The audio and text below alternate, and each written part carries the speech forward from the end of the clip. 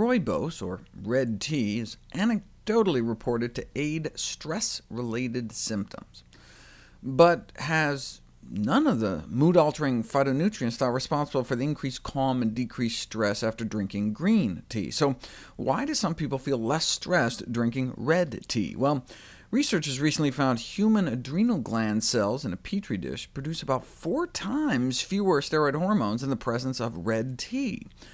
Yes, this could quite possibly contribute to the alleviation of negative effects arising from elevated stress hormone levels, if it actually damped down adrenal function that much in real life, but the effect was so dramatic they became concerned it might adversely affect the production of sex hormones as well, but that's not what they found when they tested it in human test subjects. The same may not be true, however, of nettle tea. Nettle is used to relieve symptoms of prostate enlargement by boosting estrogen levels, but men drinking too much may grow breasts, and women may start lactating.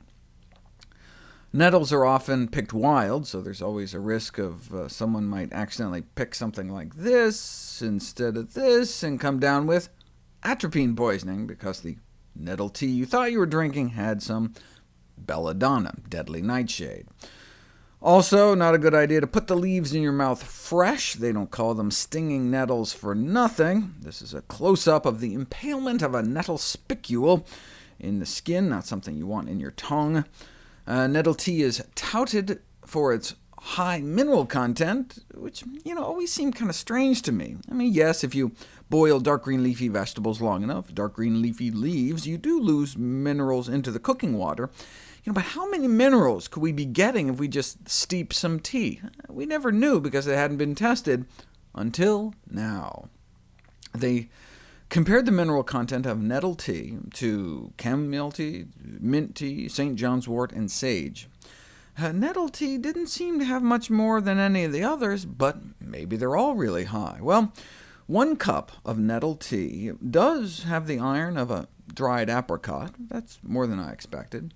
The zinc found in 1 pumpkin seed, 1/20th of a mushroom's worth of copper, but 4 peanuts worth of magnesium, and an entire fig's worth of calcium.